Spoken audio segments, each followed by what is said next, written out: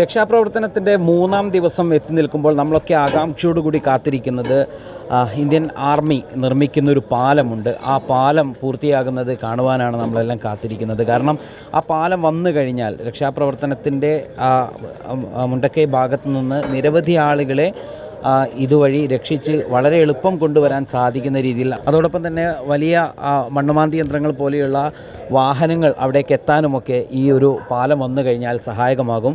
ഈ വാഹനങ്ങളെല്ലാം ഇതിനാവശ്യമായിട്ടുള്ള സാധന സാമഗ്രികളുമായിട്ട് വന്നതാണ്. തൊട്ടുപിറകിൽ ആർമി അശ്രാന്ത പരിശ്രമം തുടരുകയാണ്. നമ്മളൊക്കെ പലപ്പോഴും കേൾക്കാറുണ്ട് 24 മണിക്കൂറിനുള്ളിൽ ആർമി ഒരു പാലം നിർമ്മിച്ചു എന്നത്. അതുപോലുള്ളൊരു ചരിത്രം കേൾക്കുവാൻ തന്നെയാണ് ഇന്നലെ ഉച്ചയ്ക്ക് ശേഷമാണ് ഇവർ ഇതിൻ്റെ നിർമ്മാണം ആരംഭിച്ചിട്ടുള്ളത്. ഇന്ന് അതെപ്പോൾ പൂർത്തിയാകുമെന്ന് നമുക്ക് കാത്തിരിക്കാം. നമ്മളൊക്കെ പ്രതീക്ഷയോടെ കാത്തിരിക്കുന്ന സൈന്യം നിർമ്മിക്കുന്ന പാലം, ഏകദേശം 100 മീറ്ററിനടുത്ത് വരുന്ന ഈ പാലം ഏകദേശം തയ്യാറായി കഴിഞ്ഞു. ഇനി ശാസ്ത്രീയമായി അത് ഉറപ്പിക്കുകയും അതിൻ്റെ ബേസ് ഒരുക്കുകയും ചെയ്യുന്ന പണികളൊക്കെയാണ് ബാക്കിയുള്ളത്. അതിൻ്റെ ബേസുകളെല്ലാം നമുക്ക് ആ വിഷ്വലിൽ നമുക്ക് അവിടെ കാണാം. ബേസ് സംവിധാനങ്ങൾ അവിടെയുണ്ട്. നമുക്ക് ശ്രദ്ധിച്ചു നോക്കിയാൽ ഇതിന് മുകളിൽ ഒരു മൈക്കുമായിട്ടൊരു കമാൻഡിംഗ് ഓഫീസർ നിൽക്കുന്നുണ്ട്. അദ്ദേഹത്തിൻ്റെ കമാൻഡ് മൈക്കിലൂടെ ഈ സേനാംഗങ്ങളെല്ലാം കേൾക്കും. അതിനനുസരിച്ച് അവർക്കൊരു പ്രത്യേക താളമുണ്ട്, അവർക്കൊരു പ്രത്യേക നമ്മളൊക്കെ പറയുന്നത് പോലെ ചില മുദ്രാവാക്യങ്ങളുണ്ട്. അതൊക്കെ മുഴക്കിക്കൊണ്ടാണ് ഇവർ തള്ളി നീക്കുന്നത്. ഏതെങ്കിലും തരത്തിലുള്ള യന്ത്രങ്ങളുടെയൊന്നും വലിയ സഹായമൊന്നും ഇല്ല എന്ന് തന്നെ വേണം നമുക്ക് പറയാം.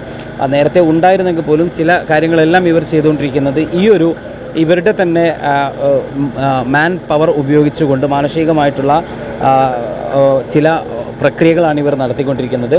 അതിൻ്റെ ദൃശ്യങ്ങളാണ് നമ്മൾ കണ്ടുകൊണ്ടിരിക്കുന്നത്. ഇപ്പോൾ പാലം ഇവിടെ നിന്ന് അല്പം മുന്നോട്ട് തള്ളി നീക്കുകയാണ് ഇവർ ചെയ്തിട്ടുള്ളത്. നമ്മൾ സൈന്യം നിർമ്മിച്ചുകൊണ്ടിരിക്കുന്ന പാലത്തെക്കുറിച്ച് പറയുമ്പോൾ അവർ 2 പാലം നിർമ്മിച്ചിട്ടുണ്ട്. അഥവാ ഒന്ന് ഇപ്പോൾ പണി നടന്നുകൊണ്ടിരിക്കുന്ന വലിയ പാലം, അതോടൊപ്പം തന്നെ മറ്റൊരു ചെറിയ പാലം കൂടിയുണ്ട്.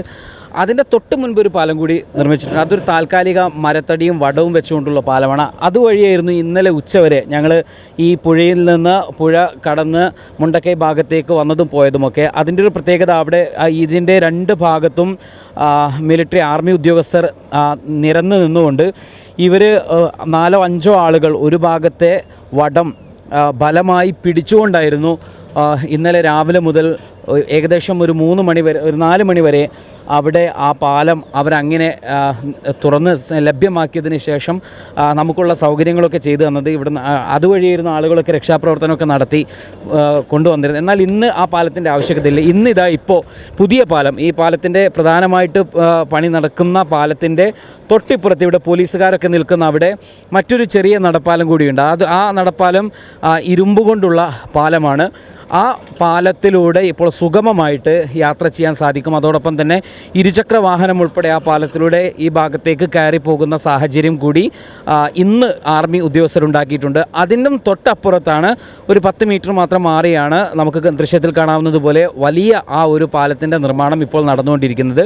ഏകദേശം ആ പാലത്തിൻ്റെ നിർമ്മാണം ഏകദേശം ഒരു 70% പിന്നിട്ടിട്ടുണ്ട്. അതോടൊപ്പം ഇനി ബേസ് ഒരുക്കലും അതോടൊപ്പം ഫ്ലോർ തയ്യാറാക്കലും ഒക്കെയാണ് ഇനി അതിൻ്റെ പ്രവർത്തനങ്ങൾ ബാക്കി നിൽക്കുന്നത്.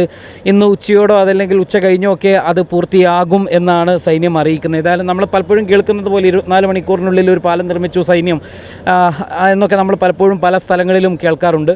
അതുപോലെയുള്ള ഒരു പാലം, ഒരു ആർമിയുടെ ഒരു പാലം ഈ നാടിന് കൈവരികയാണ്. ഇത് വന്നു കഴിഞ്ഞാൽ ഇവിടുത്തെ ആളുകളെ രക്ഷാപ്രവർത്തനം നടത്തി മുണ്ടക്കൈ ഭാഗത്തേക്ക് ആളുകളെ തിരയുന്നതിന് വേണ്ടി കൂടുതൽ ഹിറ്റാച്ചി അടക്കമുള്ള JCB അടക്കമുള്ള അതോടൊപ്പം തന്നെ ജീപ്പുകളൊക്കെ നിരവധി അവിടേക്ക് കൂടുതൽ ആവശ്യമുണ്ട്. കാരണം ബോഡി കൊണ്ടുവരാനും കൊണ്ടുപോകാനും അതോടൊപ്പം തന്നെ മറ്റ് ചെറിയ ചെറിയ ഉപകരണങ്ങൾ കൊണ്ടുപോകാൻ, ഭക്ഷണങ്ങൾ കൊണ്ടുപോകാനൊക്കെയുള്ള ആവശ്യകത ഉണ്ട്. അതുകൊണ്ട് തന്നെ അവിടെ നിലവിൽ ആ ഭാഗത്തുള്ള ആളുകളുടെ കയ്യിലുണ്ടായിരുന്ന ശേഷിക്കുന്ന 1-2 ജീപ്പുകൾ മാത്രമാണ് അവിടെ ഇപ്പോൾ സർവീസ് നടത്തിക്കൊണ്ടിരിക്കുന്നത്. എന്നാൽ വലിയ ലോഡുകൾ പോകണമെങ്കിൽ ഒരു പാലം അനിവാര്യമായതുകൊണ്ടാണ് ഈ പാലം ആദ്യം നിർമ്മിക്കുക എന്നൊരു ദൗത്യത്തിലേക്ക് സൈന്യം ഇപ്പോൾ കടന്നിരിക്കുന്നത്.